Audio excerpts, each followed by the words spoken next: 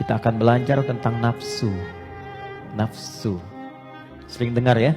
Nafsu, tapi barangkali kita akan olah itu dari pendekatan Al-Quran. Bagaimana nafsu itu diterangkan, seperti apa mengelolanya, dan bagaimana cara mengimplementasikan dalam kehidupannya.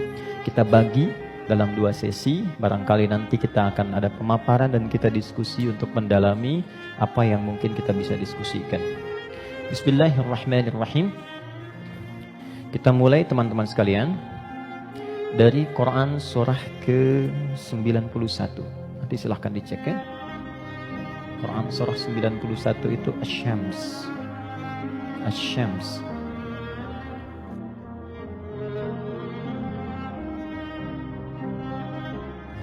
Ayat 7 sampai 10.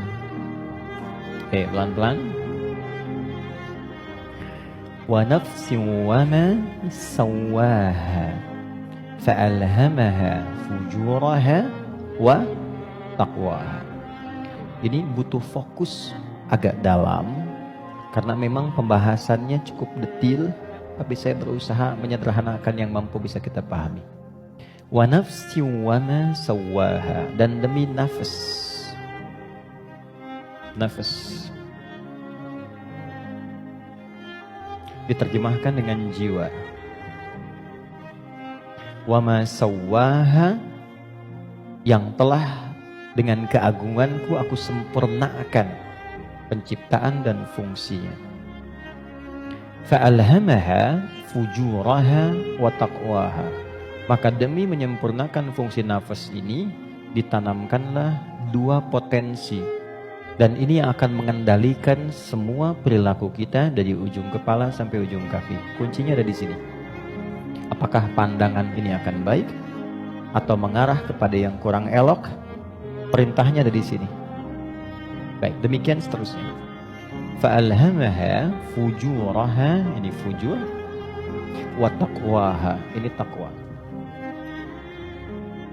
Qad aflaha man zakkaha, setiap orang yang mampu menjadikan kendali hidupnya bersumber dari potensi takwanya, maka seluruh perilaku hidupnya dari ujung kepala sampai ujung kaki akan mengantarkan ia pada kesuksesan dan kebahagiaan dari semua aspek kegiatan yang ia lakukan dalam hidup. Ini jaminan dari Allah. Jadi apapun yang Anda lakukan, Anda kerjakan, pekerjaan apapun yang sekarang sedang diikhtiarkan, itu akan cenderung terdorong mendekat kepada kebahagiaan dan kesuksesan jika patokan dalam mengendalikan itu semua bermuara dari sini. Wa qad khaba man dassaha, tapi bila yang digunakan sebagai acuannya adalah yang fujur, maka ini akan cenderung mengantarkan pada nestapa kehidupan. Tingkat yang paling rendah, khaba itu tingkat yang paling rendah. Mendapatkan celaan, hinaan, cacian, macam-macam, bahkan sebelum berpulang. Ya, yang tidak paling menyenangkan itu hidupnya dicela, wafat dicaci, pulang ke akhirat disiksa. Dan itu yang tidak paling mengenakan dalam kehidupan. Nah, sekarang dari satu surah ini, dari ayat 7 sampai 10, kita ingin dalami lebih kuat, dan pendalaman ini menuntut kita untuk lebih fokus karena ini kaitan dengan diri kita sendiri. Apa itu nafas? Itu dulu. Nafas itu apa?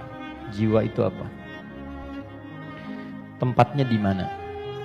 Seperti apa yang kita rasakan pengaruhnya dalam hidup?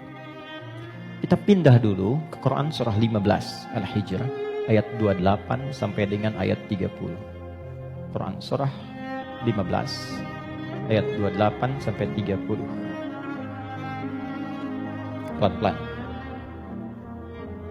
Wa idh qala rabbuka lil malaikati inni khaliqum basyara. Dan ingat, kalau ada idh itu maknanya 3. Ingat, pahami, renungkan. Jadi kalau kita membaca Quran dibuka dengan idh, diingatkan kita oleh Allah, ingat ya. Pahami apa yang akan kau baca ini, lalu renungkan itu pada dirimu yang paling dalam. Wa idh qala rabbuka lil malaikati, pahami, ingat, renungkan. ketika Allah berfirman pada malaikat, inni khaliqun basyara, aku akan mencipta makhluk baru yang bukan malaikat, yang bukan jin. Jadi sebelum Allah mencipta kita manusia disebut dengan basyar di sini, maka sudah ada malaikat dan jin terlebih dahulu. Urutannya malaikat dulu diciptakan dari cahaya, nur, lalu jin diciptakan dari api, nar. Ya, baru kemudian kita manusia, basyar.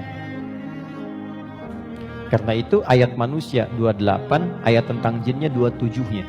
Jadi kalau Anda lihat ayat 27 di Quran surah 15, wal janna khalaqnahu ya min qablu min daris samum. Sebelum manusia ada jin dulu urutannya diciptakan. Nanti jin ini sebagiannya ada yang tinggal nanti dengan malaikat di alam langit, tapi di alam tersendiri dari 7 lapis itu dia tidak sampai ke bagian atas. Nanti ada yang tinggal berkehidupan di dunia, yang kelak fungsinya akan digantikan oleh manusia menjadi khalifah di bumi. Nah, yang tinggal di alam langit ini, itu yang dulu disebut dengan Azazil namanya.